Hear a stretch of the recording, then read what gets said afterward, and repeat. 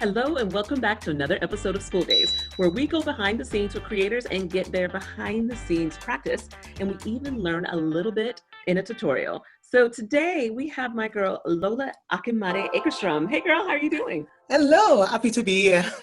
Oh my goodness. Well, I know you are tuning in from Sweden. I mean, how have things been? Because I think we've had kind of one of those few weeks where the world has turned over and then turned over again. But how has it been for you?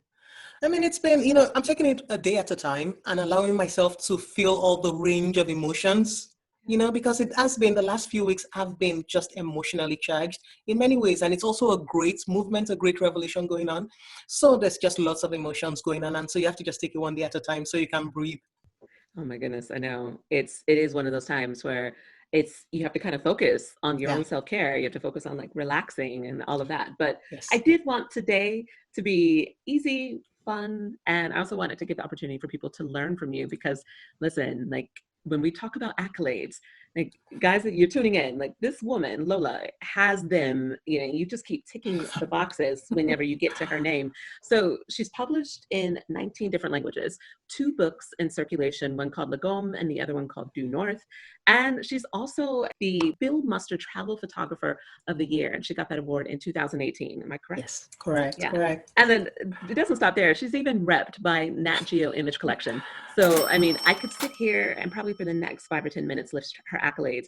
But, we're just going to focus on how amazing she is and the fact that she's here to teach us how to connect with strangers and take better portraits of them.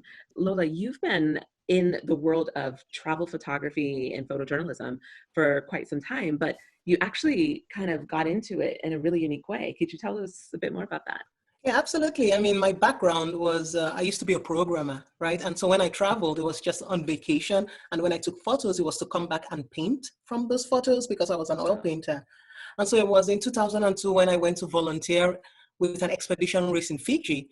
That was when I realized, oh my goodness, I could actually make a career out of traveling to amazing places, taking photos and writing. And so when I got back, I started plotting my kind of escape, from my life as a programmer.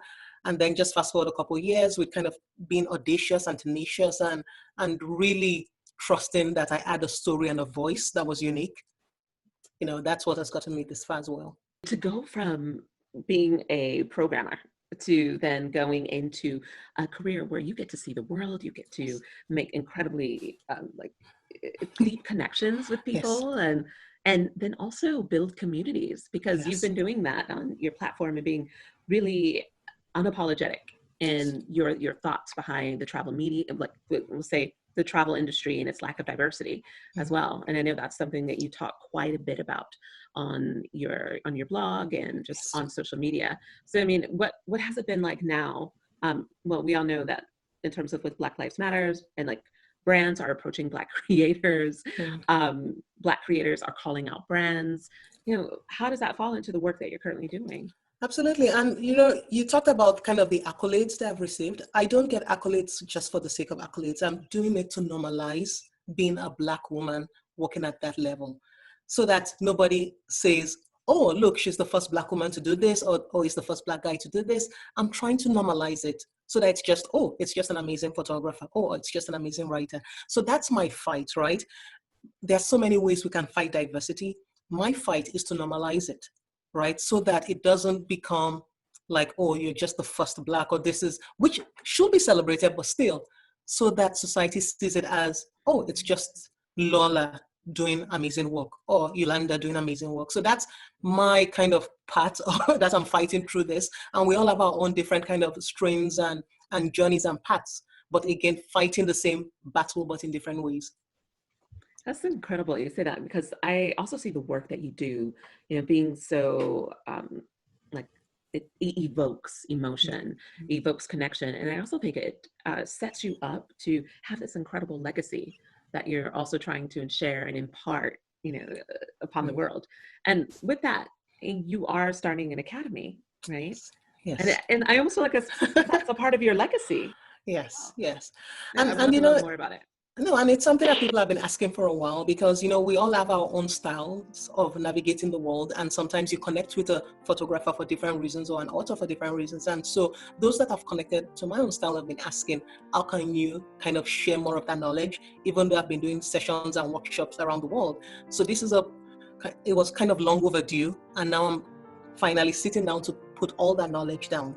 And I think for my academy, what I'm trying to show and share is the heart of the work I do, how to become a better storyteller by finding your own voice, how to connect with strangers so you can get better portraits that honors the strangers. So that's kind of the thread in my academy. It's trying to go deeper, not so much the technical, but just getting closer to the soul of why you're doing it.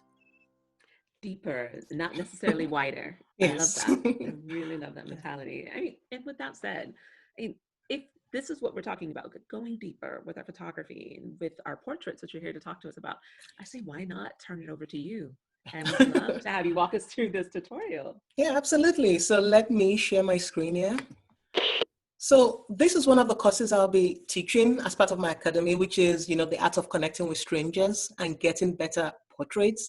And so for this talk, I just got a little small condensed kind of snippet that I'd love to share.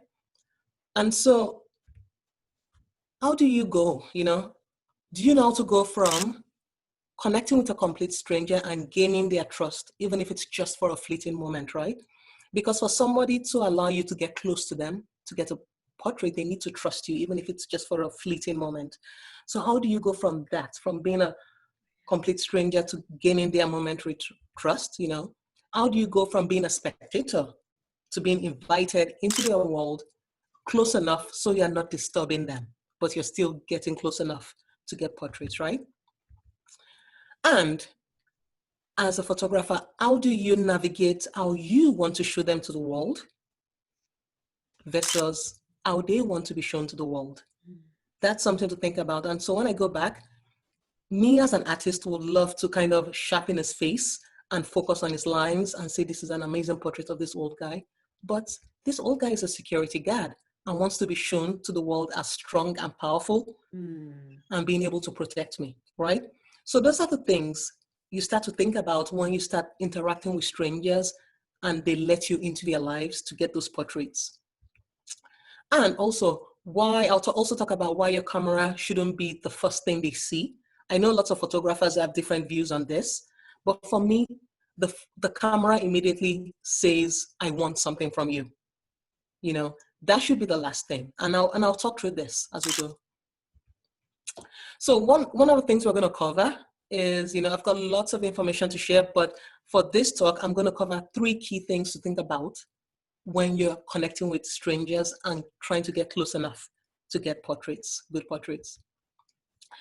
It's interaction, elevation, and disposition. So just to give you a bit more context, this talk is going to focus on people kind of going about their daily business, right? And these people make up 99% of the people you meet on your travels. So just taking strangers that you want to kind of stop, maybe they look interesting and you want to get up close to them. So there's a reason why a lot of us are kind of uncomfortable approaching strangers, right? I always say that it's so easy to set up a tripod and shoot a fantastic landscape. But walking up to a stranger and trying to get them, to let you take their photo, I think is the most difficult part of travel photography, actually. Wildlife photography can be challenging, but again, you've got a long zoom lens. Landscape, you can set up a tripod, compose, but walking up to a stranger and then saying, can I take your picture? That's very difficult. And the reason why it's difficult, it's for 2 reasons. It's the fear of rejection, right? So we're afraid that if we walk up to this person, they're going to reject us. That's why we're kind of afraid. And when they reject us, there's usually shame caused by that rejection because they usually reject us in front of other people. So we get ashamed, So that's the twofold reason why it's very difficult for us to approach strangers. But you know what the problem is? It's actually that you're putting yourself and your emotions first before them. And this was something I had to learn is if I'm walking up to somebody and I want to ask them for their portrait, it no longer becomes about what I want to get, but what they are willing to give me of themselves to get that portrait. So by being vulnerable and humble, you can still be self-confident, but putting your subject in charge, changing the dynamic, that's how you can start getting closer. Because people know and can sense when a dynamic has changed, when you've given them the power to reject you. And as a photographer, that's a very vulnerable place to be in, especially when you start photographing people. So again, coming to grips that the entire exchange isn't about you as the photographer will start improving your portraits right away by letting you in. And I want to share this quote from my friend Shane. He says, if you're humble and willing to learn off of everyone that you meet when you travel, people will let you into their world by sharing their stories. Again, it's about being humble. So remember this guy I shared in the beginning when I talked about rejection? He's actually a really nice guy, after I got to spend some time with him, So sometimes if you get rejected right away, it doesn't mean that the door is closed. It just means your approach was wrong. So now let's get into those 3 items of how you can kind of improve your portraits and get closer to strangers. So interaction. One of my favorite quotes, talk to someone about themselves and they will listen for hours. And I'm not putting this quote in a kind of way to make people feel bad, but it's if you show that you want to listen and learn, right, from somebody, then they're going to open up to you. It may sound very basic, but acknowledgement, proper acknowledgement is key when you're approaching the strangers. And I'll give you an example because there's sometimes people say, oh, especially with travelers, oh, when you go to Marrakesh, the snake charmers stay away, they just want to make money. But have you considered this? Actually speaking to one of the snake charmers. So this is an example from Morocco, a guy named Sahid.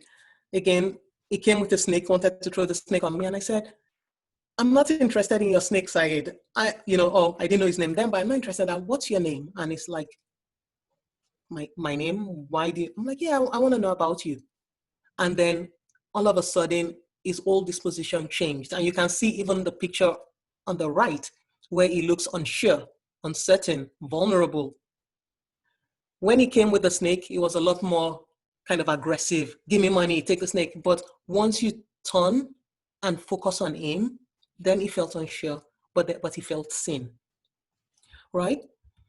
So I always say, do you know what one of the most important words in any language is? I think we all know this. It's your name. Again, this might sound very basic, but when you meet a stranger and you get their name, pronounce it correctly and then keep calling them by their name. Just keep calling them by their name because then it starts chipping away, And one of the things I always hear about photographers say is that, well, I wanted to take a portrait of this stranger, but they wanted money from me. I'm like, chances are, if you get the person's name and spend time just engaging, they're probably not going to ask you for money because you've created a relationship there, even if it's momentarily, especially just calling people by their name. Ask for their name right away. People love hearing their name. It says, I see you fully. Names are the sweetest and most important sound in any language. Yeah? Names are the sweetest and most important sound in any language. So talking about interaction, when you've seen somebody you want to interact with, sometimes you have enough time to interact with them. Sometimes you don't have time, but you want to get their portrait. So how do you navigate those 2 situations, right? First one, easy. Go without your camera the first time. Because the goal is to develop a relationship, even if it's temporary. And there's something I always try to do. Just go with the camera, the first time so that you see them, they see you, and you get the name and you start developing a relationship. This lady I shot this portrait in South Africa was doing an assignment with National Geographic Channel, and she had this kind of red paint on her face. And so I waved to her and called her over, and I just chatting with her saying, oh, you just beautiful, your smile. And even though it was we didn't have enough time together, my camera wasn't the first thing she saw. I just focused on her first. And then when I was about to leave, that was when I asked, okay, can I please take your portrait? And she's like, sure, right? So spending time with people. But what if you don't have enough time? If you have seconds or just a few minutes to try and get somebody's portrait, how do you interact, you know? And I'll share some of my 2 unconventional tips. And again, a lot of this I have in more detail in my academy, but one of the things I do is I linger.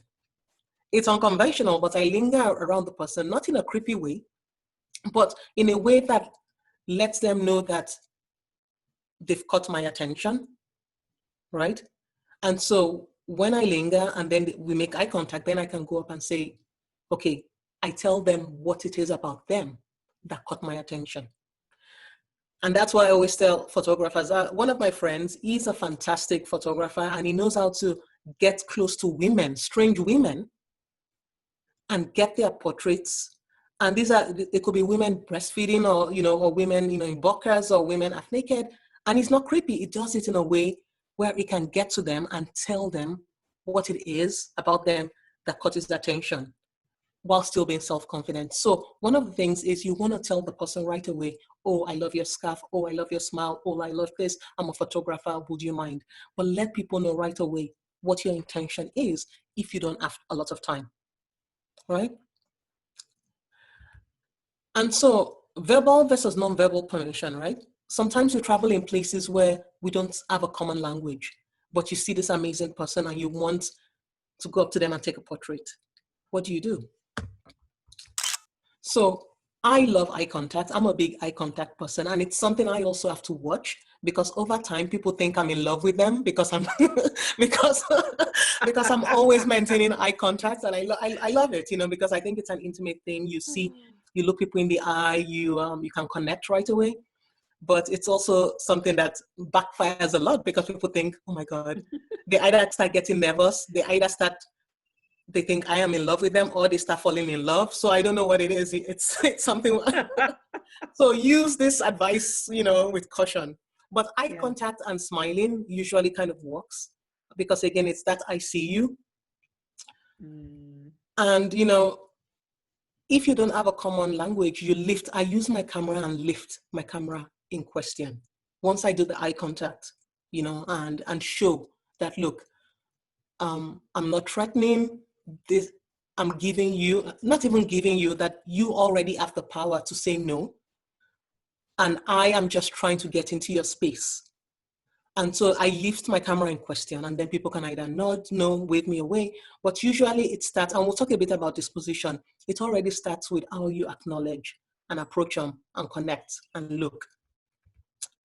So remember, also something to remember, non-verbal permission could mean different things in different cultures. So if you say yes, it could actually mean no. Or if you shake your head, you know, left, right, it could actually mean yes. So that's also something you have to be cognizant about, you know, as you kind of explore different cultures. Starting conversations, I think this is really important because if you're trying to approach a stranger and you want to start getting them to open up, you have to ask them questions that invite dialogue, right? Not questions, because you can say to someone, how are you doing today? I'm fine, boom, that's it. They don't need to answer. But if you ask them, what did you do? If you choose the right questions to kind of engage in dialogue, then you can start getting them to open up a little bit more.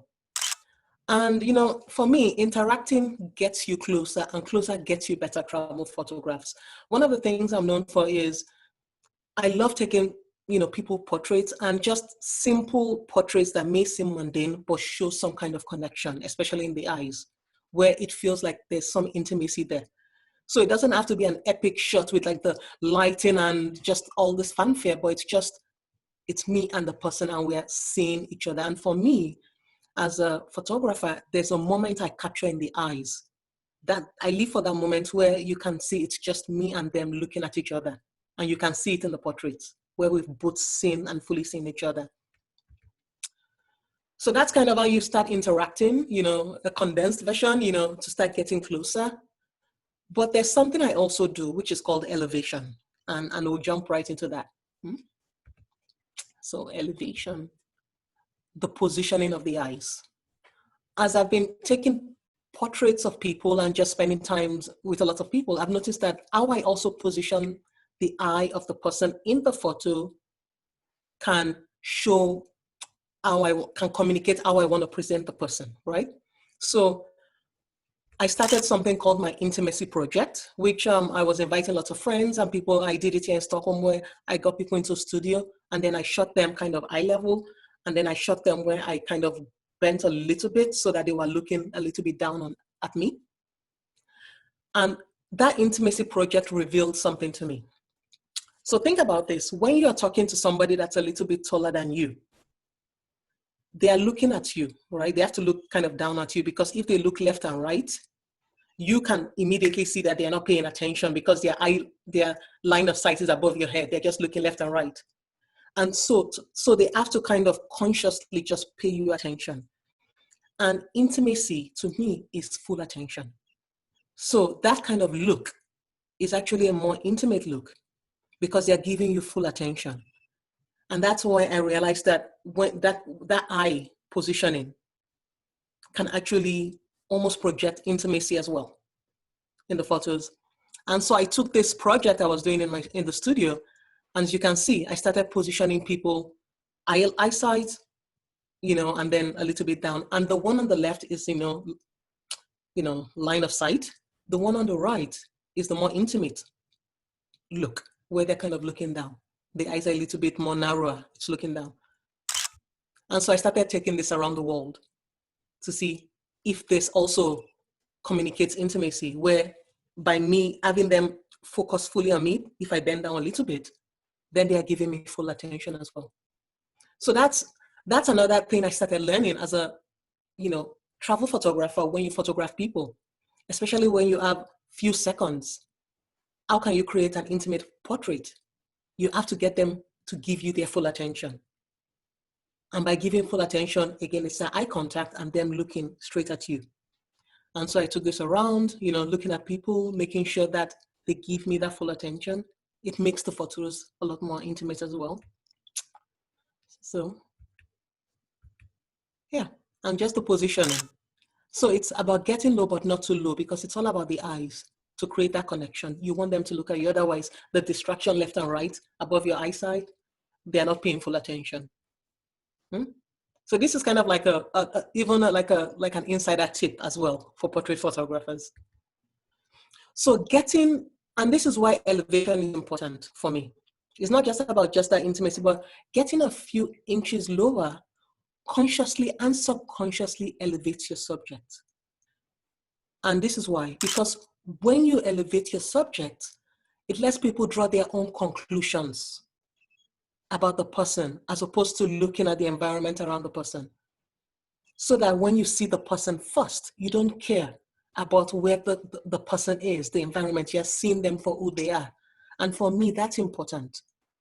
My work, I want to show people fully. I want you to see the people fully, so that the environment doesn't matter at the moment. You just see them as people, And so for me, that's where I use elevation as well in my work, is to elevate people. I'm elevating them subconsciously, consciously, so that when the viewer views them, you see the person first. You see the eyes first. You're looking into their souls first. So that was elevation, And then the last thing I'm going to talk about real quick is disposition. This is, your body language. How are you nervous and jittery when you're approaching a stranger, or are you calm? Are you humble? What is your body language saying when you approach somebody? Right? Because when you take that picture, their look tells the viewer what the photographer's body language was approaching the person as well. And I'll show you an example. Where is your camera? Is it the first thing they see? So if you didn't get permission, and this is one thing I always say, it's like the cameras and the portraits never lie. If you didn't get full permission from somebody, or if there was no connection, the photo will tell you. And this is an example. This is a guy I shot in Morocco. He's usually used to tourists taking his photos, but there was no connection there. You can see in his eyes, he's regarding me with suspicion, and he's not liking I'm taking his portrait, right? But compared to these guys, where there was a connection, where they invited me in. So even if you take, and that's why I see a lot of travel portraits that are beautifully made and set up. For me, there are things I look at for. I look at the eyes, I look at disposition of the subject as well. That tells me immediately. I don't care about how beautifully shot or set up it was. I look at the eyes, I look at the disposition of the subject, and that tells me all I need to know about the photographer shooting that shot. So if you're shot on time as well, again, your disposition and the way you carry your camera. When I'm going to somebody and I need to try and get a shot as quickly as possible, I'm cradling my camera in a subservient way, like telling them, look, you have every right to say no. You have every right to reject me. I want something from you. So you are the one that has to tell me if you are willing to give me anything of yourself for this portrait. And so I usually carry my camera in almost like in a subservient way to let them know that you are in full control of this interaction. It has nothing to do with me. I'll be grateful if you let me into your space. A lot of photographers have a hard time with that humility, with that vulnerability. It's a very difficult thing to do, very difficult. So just in summary, just kind of summarize, the key to getting better people photos is all about the interaction, and the interaction really starts with the acknowledgement. It really does. It's not just hello, hi, it's what's your name? And then you keep calling your name. Oh, thank you, Eulanda. Okay, how much is this? Okay, thank you, Eulanda. Eulanda, it was great seeing you. Bye, Eulanda. Calling your name because your name says, I fully see you. How well you can interact with and observe interactions within your environment to tell stories is what really makes you a good photographer, especially with people. This lady was on a bus in Toronto. I was actually at TBEX and I was leading like a photography walking tour, to show the students, okay, these are ways you can quickly interact with people. We got on the bus. She was sitting on the very first row and I was kind of leading a line of students getting on the bus. I shot this shot in seconds and they were surprised. Like, how do you interact with somebody in seconds and not hold up the line and get on the bus? And there is a way you can do it. And I've shared some tips, but, I mean, in the academy, we'll go in a lot more depth. But there are ways you can interact with people. And usually, it starts with acknowledging how you acknowledge. And it also has to be genuine. You have to let people know why you're approaching them.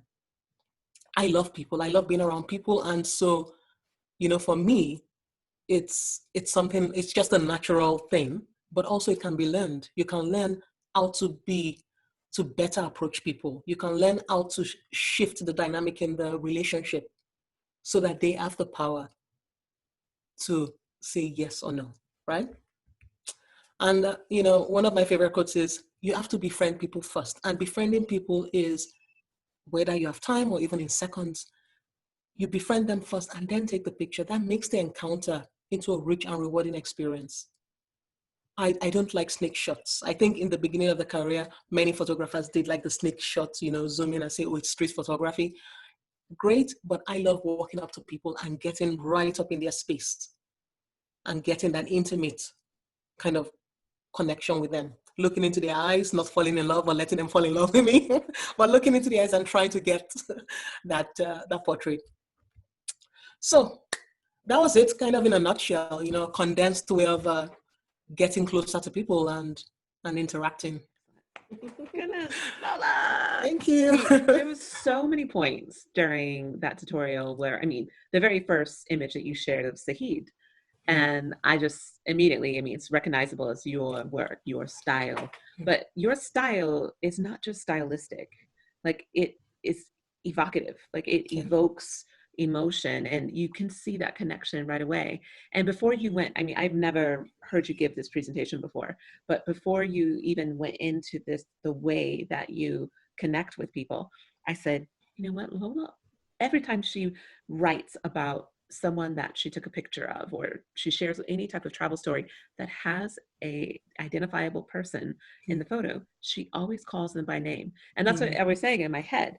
And then you went into this whole description about like why that is so important.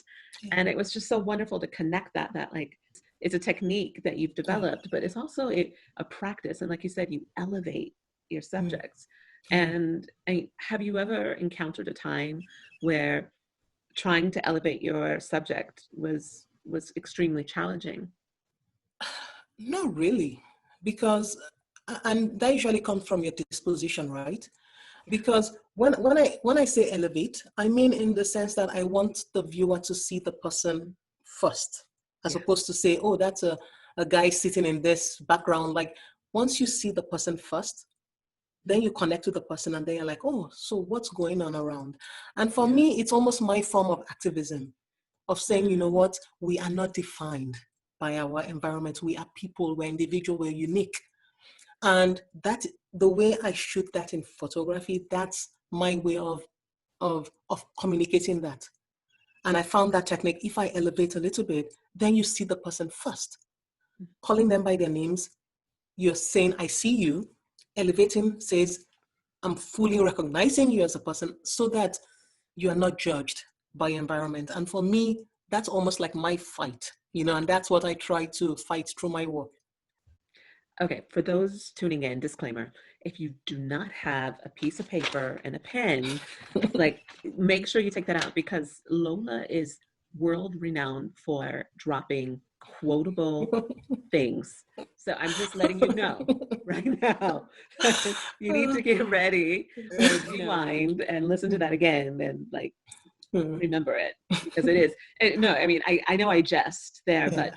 you there's a lot of power in the things that you just said, and you said some really key things, actions that match with your words, and you talked about saying their name. Yeah. That act and that being a form of activism for Yes. you and elevating them so that people will see them the way that they need to see them in their own way, not you trying to do this other layer of the story behind them with the background and the Exactly. composition of how the elements in the background fall into. It's Yeah. not all of that, and that's what Yes. we see.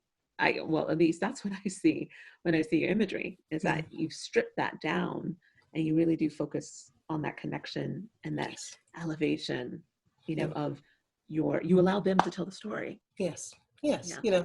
Yeah. And the other photos I take are just kind of complimentary, but for me, the portrait of getting that person, is really important for me. Yeah. From a travel photography perspective, and you're also a writer, Yes. how important do you feel that portraits are, in terms of really helping to drive the narrative of a story? I think portraits are really important, especially, again, it depends on what the assignment is. But for me, portraits are really important because that is when I describe the person. Sometimes you can describe the person with your own words, which and the word choices you choose can also stereotype the person. And this is something I talk about in my How to Be a Better Storyteller course, because there are things that you can say as well as things you leave unsaid that can still create stereotypes around the person. But a portrait, you can just show the person, Yeah. and then the viewer can kind of make, their own connection with the person as well. And then try to match that with the story and say, if the author is describing the person this way, but the eyes are telling me something else, is there a kind of a match or not? So it all kind of interconnects. And, as a travel photographer, as a professional, I mean, I take lots of different shots. I say, if you're a photographer, you can shoot everything. You just have a certain kind of niche that you also like. And so for me, even though I can shoot everything, I love portraits because I love being around people and connecting with people on deeper levels and trying to just get that chemistry and pull that out and the energy. So yeah. No, I love that. When you were talking about the things that you love in terms of connecting with Yeah. the people that you photograph, it made me think of a time where I was working with a colleague on an assignment, and I was seeking to have a connection with this particular person, and my colleague was kind of gave me almost like a bit of kind of like an elbow because he wanted to get the shot. And he got the shot that he wanted. And I kind of stayed after, and he was kind of waiting impatiently. And he's like, I just like to get in and get out. And I know. Well, that describes a lot more about him, probably in other ways too. So just Absolutely. I know. No names called at all. But it just reminded me of the different approaches that we have when you talk about this kind of crafting the scene and this like full setup. And sometimes those images can be quite epic and but very manufactured in Yes. many Yeah. ways. Yes. And I mean, I know that it's up to the viewers and our taste and, the things that we want. But I think there's something so powerful about trying to connect with your subject. I feel like even like reading your book, Due North, and the way that you storytell and some of the stories and examples, micro stories that you give in there, and, North, East, West, South.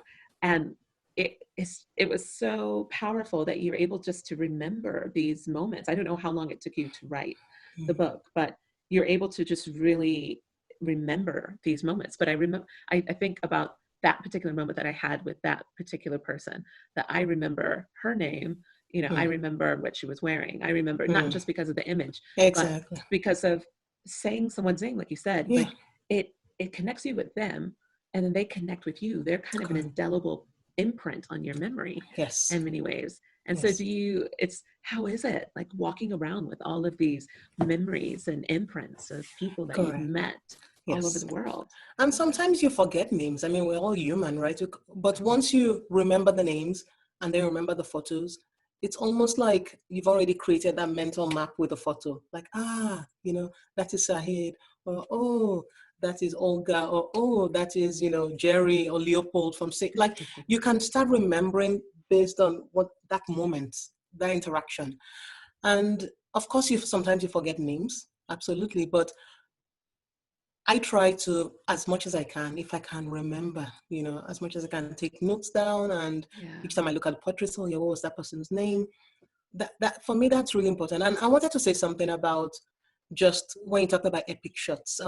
There's a world famous photographer, I'm not going to mention his name, who has taken some amazing portraits of indigenous cultures around the world, and they are just epic. You probably know who the photographer is, but just probably really just epically set up. Beautiful. For me, it's the eyes. I look at the eyes of the people, and that tells me a lot about the situation of what was maybe happening there. Were they tired or something? Is there the light? Do you see the light? Do you see the smile? Do you see the sadness? Do you see the frustration? For me, that was what bothered me the most, even though these portraits are well celebrated around the world. I'm like, are people not also seeing some of the things just because the eyes are telling me something different, especially if the shots were shot like almost fashion and epic? How long did it take? Like how long did it take to set these up? How tired were the people? What was, so for me, I go straight, when I see those portraits, I go straight into the eyes and see, okay, what's going on? Because the eyes and the disposition can tell you a lot, even if the image is epic. Right.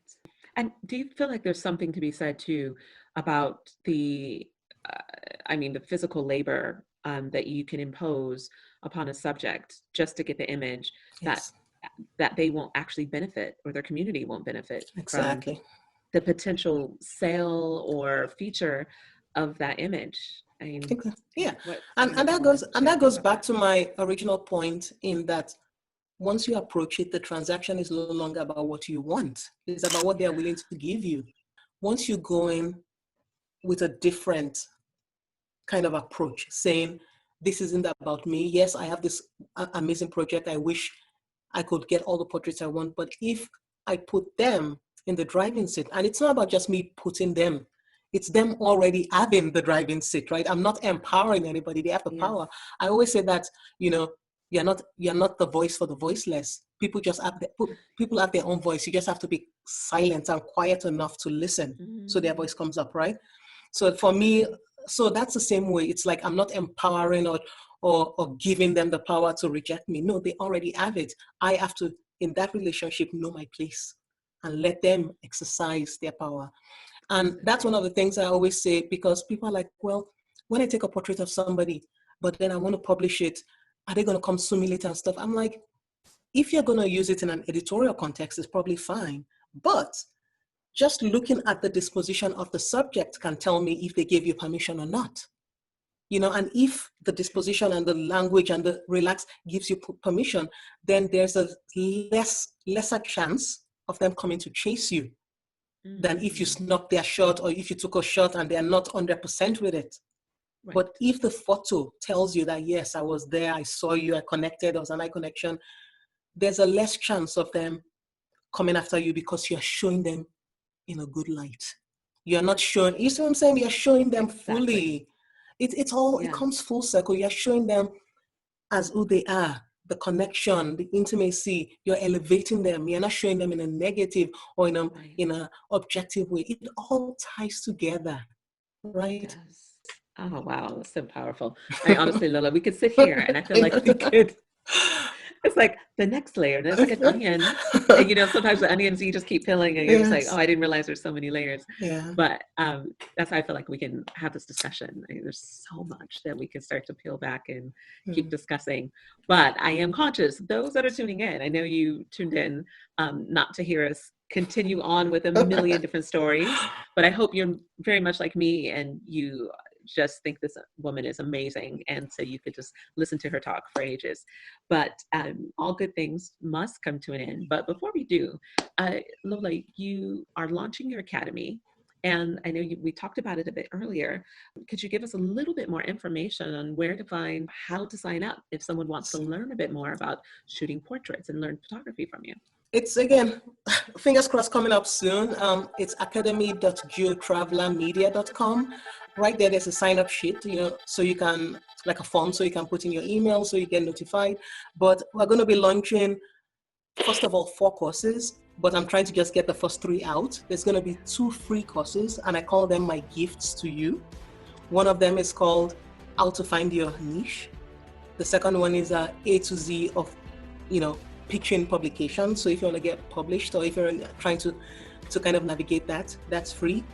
Then the one that's self-guided is called How to Become a Better Storyteller. And the other self-guided is going to be, again, how to connect with strangers and get better portraits. That's going to come kind of probably later in July, the portraits one, but the storytelling one is going to be live very soon. In the fall, I'm actually going to run masterclasses, right? So the masterclasses are the same content, but with me in class with you. So it's going to be a lot more interactive. We're going to up on calls. I'm going to give kind of more live feedback. So those are just the first. And I've got a lot more courses we're developing and trying to get there. So it's, again, sharing my way of navigating the world through my work and sharing those tips with you all. So guys, make sure you go to the website, sign up for updates, and slide into Lola's DMs if you have questions.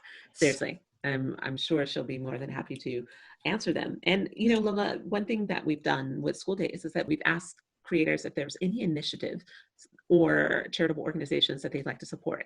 And I know that you have an initiative that you would like to talk about that has just been launched, and I'm also a member of, which I'm really excited, but I will allow you to tell the story. Yeah, so absolutely. I mean, there's this new initiative called the Black Travel Alliance, and it's probably dozens of Black creatives within the travel industry getting together to say, you know what, not only are we going to support each other and we're pulling up for each other, but we are calling out the travel industry to say, you know what, show up for us as well. Put actions behind the words and the statements you've kind of publicly shared. I call it like an accountability advocacy group, right? Where we're now holding, the travel industry accountable for the things they've said publicly. Are you going to follow up your words with actions? So for everybody, I would like you to kind of go to blacktravelalliance.com and just, share awareness about it, spread the word, try and be allies and champion this kind of initiative. So that's the one I wanted to focus on, because we need more kind of fire behind it and really get the travel industry accountable. With that said, Lola, we just want to say thank you so much for joining us on this episode. You have dropped so many gems, and I really feel like that those that have watched have definitely found loads to take away with them today. Well, thank you so much. Thanks for having me, and I hope so. I really do. I think, the more conscious we are about the way we approach people, I think that improves our photography, our human, portrait photography. So, yeah. Well, definitely. I think anyone that starts approaching it, if they're going to be shooting portraits, and starts approaching it the way that you do, say their name, elevate them, really paying attention to what's going on with their subject. I I absolutely think they're going to get better portraits without a doubt. Guys, so those that are tuning in that you want to support the initiative that Lola spoke about earlier, make sure you definitely visit theblacktravelalliance.com and sign up there to support what they're doing. Also, for those that are tuning in that you would like to join us on our final episode of the season, because we have been going strong almost every single week, except for 1 week where we took a little bit of a break. But our final week, we actually have a new creator on who's we're really excited about her. She's going to be talking about presenting to the camera, and her name is Eulanda. So we're really excited about that final episode, and we have just been so happy to have everyone tune in during this season. And we're excited to be launching season 2 sometime in September to start that one. So again, we just wanted to say thank you, Lola. I want to say thank you to our viewers. And if you are tuning into YouTube, make sure you give us a like and subscribe below, sign up for notifications, and we would love to see you on another episode. Other than that, we will see you on another episode of School Daze, where we talk to our creators behind the scenes and get their behind the scenes processes and practices. And we even learn a thing or two in a tutorial. So we hope to see you next week. Bye.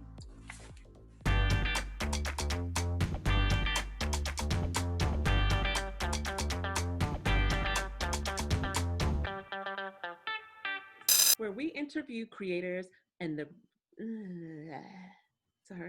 where we go beside the... I know, I am so sorry. I know. Why am I doing this? My tongue feels heavy in my mouth or something. Okay, let's try it again.